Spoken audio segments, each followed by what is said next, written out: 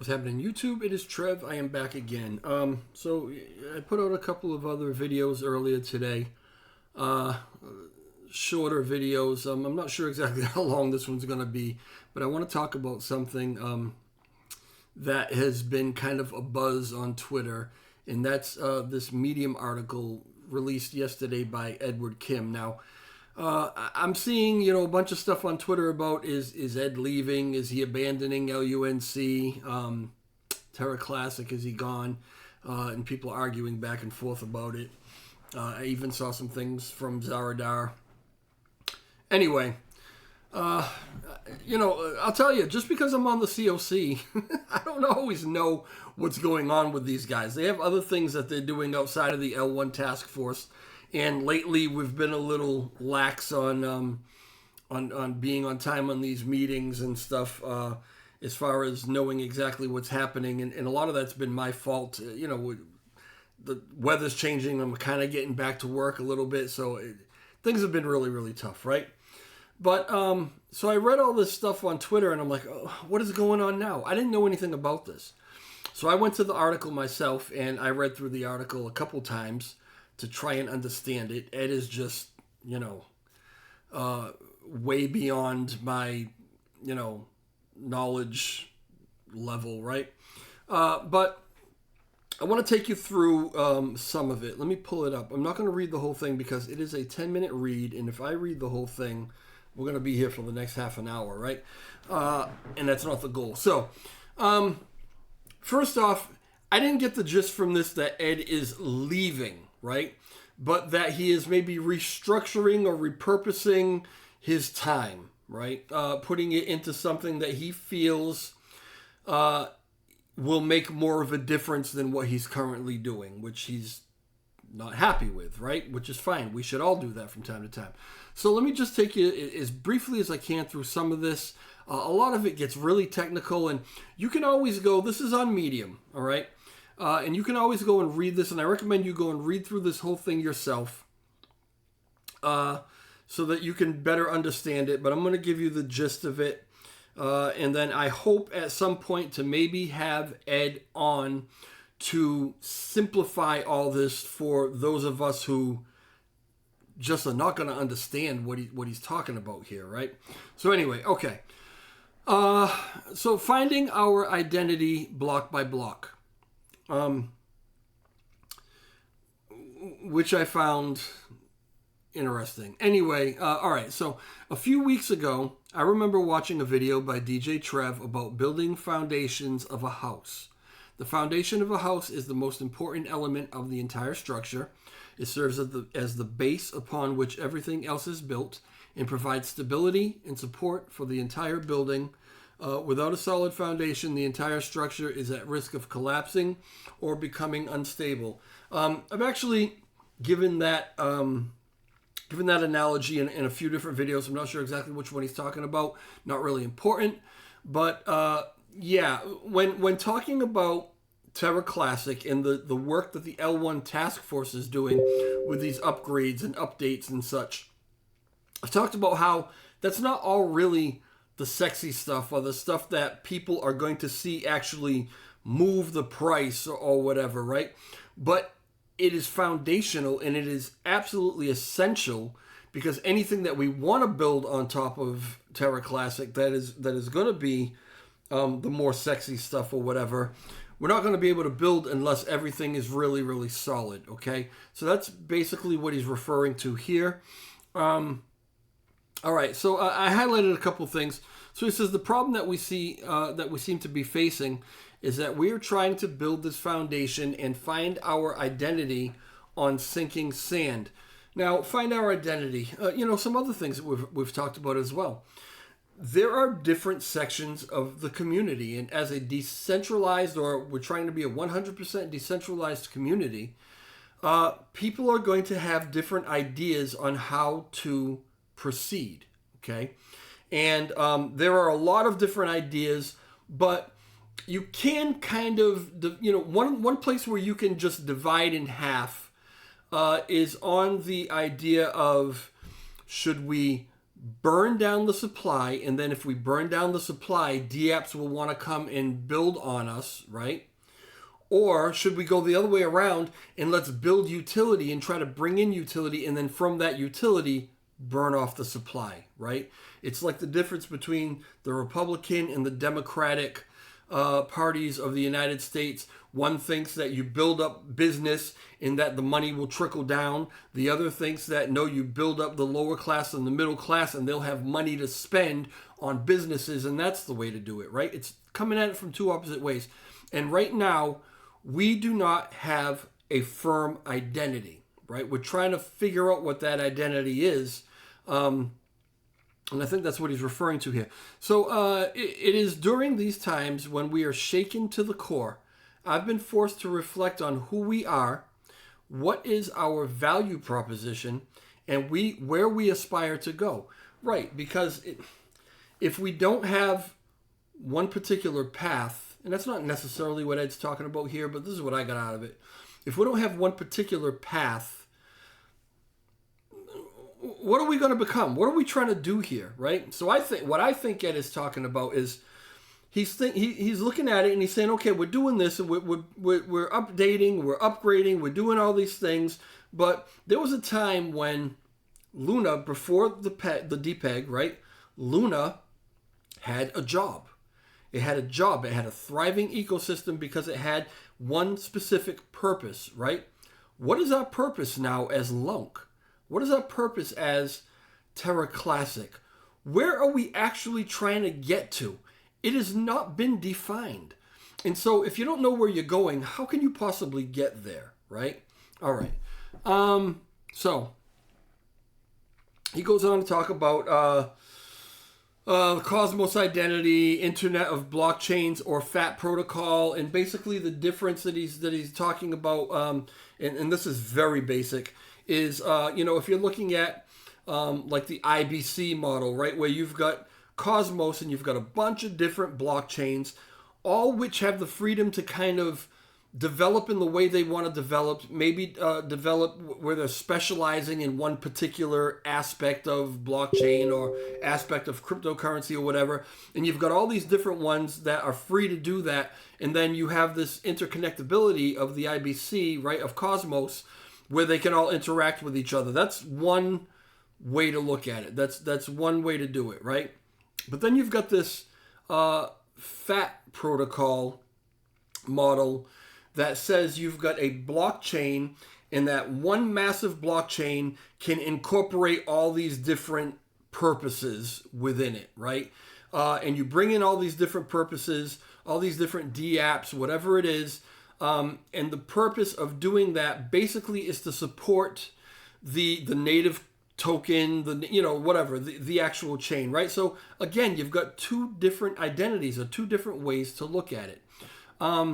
And yeah, so I highlighted that, talking about the IBC, inter-blockchain communications, or the FAT protocol. The FAT protocol thesis envisions a single comprehensive blockchain that supports all kinds of applications and use cases that drives demand for the native token and protocol.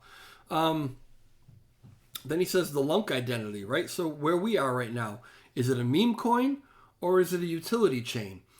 We haven't really decided that. I think we're one thing, and I think that Ed thinks we're one thing trying to be something else, but how do we really get there, right? So pre-DPEG, Luna was a top L1 utility chain with a bustling ecosystem. Clearly, Terra was a FAT protocol with a solid user and development base. However, post-DPEG, everything has changed. Lunk's utility dropped to near zero, and the meme coin emerged. The burn narrative drove investments early on at the chagrin of utility maxis, and continues to cause fundamental conflicts in governance. This ping-ponging of burns, taxes, staking, and funding are a result of Lunk's split personality, which probably will continue on for the foreseeable future. All right? Just scrolling down a little bit. My identity. So Ed, and he explains here as well, Ed has taken an interest in blockchains over the past couple years, right? particularly Cosmos and Tendermint. And then when the DPEG happened, things got focused even a little more, right? So, but what he does, his in real life job, his day job, is he is a machine learning scientist, and he teaches at a university. He writes papers, he does this and that, right? That's his job. And that's what he's been for, he says, for the past 15 years, I've researched computer vision, a subfield of artificial intelligence, right? This machine learning thing is, it all falls within that realm, right? And that's what he has specialized in. So when he got involved with the blockchain stuff, it seems like it feels like it's kind of sucked him in, right? And this is my interpretation. It feels like it sucked him in because I don't think you can lightly dabble in this kind of stuff. If you really start getting into it, you have to kind of jump in with both feet a little bit. And one thing happens after another. We've had the DPEG. We've had so many things that have kind of sucked Ed into this world that he didn't necessarily intend to dive into, right? I think it started off as a fascination, maybe a hobby, and then he started getting more and more interested in it and maybe losing a little bit of his focus and what he was actually doing in life, right?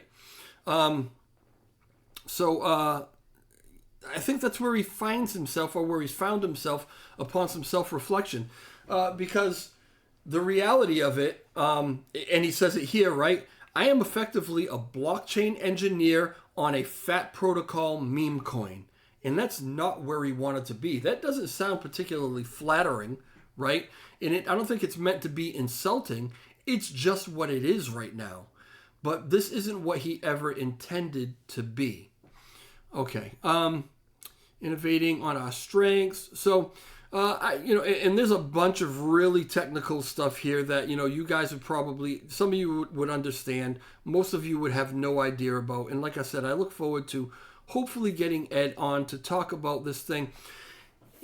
He's devised something else. He's been studying something for a long time, this experimental technology having to do with AI and such. And what he's found is that the path that he wants to do, if he's going to kind of reinvent himself or at least get on a solid path, the path that he's decided that he wants to get on is to continue that work. But he also still has this fascination and love for blockchain and for Lunk, I guess in particular, right? The Terra Classic community. And so he's devised a way where he feels like he can combine the two and feels that it would be quite advantageous to Terra Classic and something that he can live with, the way he feels he's actually utilizing his abilities to their max, right? And he's going to be presenting something, I guess, over the next 3 to 6 months. He's coming out with this beta. I'm not even going to attempt to explain this thing that he has developed. You can read it here, and if you think that you can understand it, that's great. But he feels, it can really benefit a lot of different aspects of Terra Classic, including potentially USTC and whatever else, right? I want to scroll down to kind of the end here, right? The next steps, he says, here I outline some concrete next steps that I will be taking in the short term. 1, refocusing all of my efforts to build the ML Cosmos app chain for beta release in the next 3 to 6 months, and that's the thing that he's working on. I will likely be asking the L1 team for help when needed. Number 2, help gain consensus on experimental team or the X team to work on USTC issues that can innovate quickly via additional app chains. If this is the path they want to go, I will volunteer to assist with app chain level technology. 3, continuing funding L1 team in Q2 to upgrade CosmWasm and IBC interchain accounts. I will volunteer to help when needed. So I guess I'm taking that to mean that Ed will not be an official member of the L1 team going into Q2 because he wants to focus on this other thing. But they will kind of work in conjunction with each other. And if he is needed for anything, he will be there to work on a volunteer basis, which is great of him. I just hope he doesn't get sucked in again to something that isn't really making him happy, right? Number 4, Passover TGF, Terra Grants Foundation, operations to Marco. Now, Marco and Lunkburn Army will be on the channel tomorrow live to talk about some legalities, some of the legal stuff that's actually going on, and how we can proceed in Terra Classic around all that, right? There's a lot of questions to be asked about it. But he'll be turning it over to Marco. TGF report on activities, spending, and future plans will be shared later this week. Number 5, gain consensus from the community on legal representation. That's, again, something we're going to be talking about tomorrow. Whatever we do legally, it's going to have to come up for governance. This is going to have to get paid for probably from the community pool or whatever. It's kind of going to be up to us. But there's a lot of questions about how that's actually structured, right? And I will get into that tomorrow. Number 6, iterate and innovate to find and deploy Lunk's value proposition. Figure out who the hell we are, where we're going, what we're doing, right? I imagine now we can move fast and break things, which that's the Zuckerberg quote, right? The motto. We can move fast and break things on app chains, safely firewalled to classic, and see where the future takes us. So, okay, you can, again, go to Medium. Here's the title. Look it up, right, and read through it for yourself. Ed is an unbelievable writer, and he's done an excellent job of trying to put this article out so that the masses can kind of understand it. But there are absolutely parts in there that you just can't understand. And this thing that he's developing, I need him to break it down way, way smaller, right? I use, and he's talking about the identity of blocks and block by block or whatever, right? I want to show you something that I've actually used this before, right? And this is something that I drew, and it's a pyramid of blocks, right? Now, if these blocks are knowledge, each one of these blocks are knowledge, what you have to do is you have to turn this upside down, okay? And down the bottom here, right? This is your first block of knowledge. So when you're first learning things, you've got that amount of knowledge. Well, before you can learn the things that, I'm sorry, I'm like upside down here. Before you can learn the things that come next, the next row, you have to first master that first row. But then you can build your knowledge as you go, right? So you learn the basics, then you can build on that, then you can build, then you can build, then you can build. What these guys, sometimes, I don't know that they really get, that they're up here. This is what they're presenting to us. But we're down here, and we're barely down here sometimes. So without all of this other knowledge, how are we ever going to understand this, right? I even saw a tweet from Zaradar, which basically said, you know what? Most people are never going to understand it, and it probably can't be explained to them. And this is why. Because we don't have even the basics of knowledge to understand what they're doing way up here. My concern with that is that a lot of investors, and I don't care if it's in Terra Classic or what it's in stocks and anything, right? A lot of investors, this is what we want to do, very simple-minded. It's a good project. It's going places. They're building it. It's solid. It's got a good team. You do your DD, right? But the DD that we do isn't getting into the programming and stuff. It's how does the thing basically work, right? Okay, it works good. Okay, I'm going to invest some money into it. And then I'm going to sit back and I'm going to let it grow until I'm happy with my profits. Then I'm going to take my profits. It's that simple. And the majority of the Terra Classic community that I've seen, that's where we are. We just want to invest in something. We want it to grow, and we want to make money on it, and we want to take our profits. That's it, right? So when you throw all this other technical stuff at this very simple mentality, it can get overwhelming. It can get intimidating. And I am afraid that as we keep throwing these big technical things out, oh, we're going to do this, we're going to do that, we're going to build new things or whatever, right? I'm afraid that a lot of people are just going to say, whatever, I'll go and invest in Bitcoin. I'll go and invest in Tesla. I'll go and invest in something that I don't have to know how the machinery works, or it's not being shoved down my throat every other day. I just want to put money into it, know that it's going to make me money, and call it a day, right? So I really, really like when they come on and explain and simplify things, because we need it simplified. I can tell you, and I'm learning more and more and more about this stuff. I'm understanding more and more, but I need it way simplified. This stuff is intimidating. I have no idea what Ed's talking about, right? No idea. Some of you do, but the majority of us don't. And so we'll see. We'll see where this is going. I hope that, I would imagine Ed will probably watch this. Everybody will probably watch this.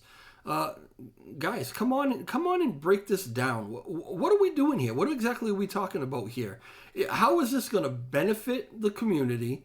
Is it something that's going to make us money? These are the basic questions that we want answered, right? Keep it simple, stupid, right? All right. I'll talk to y'all soon. Ciao.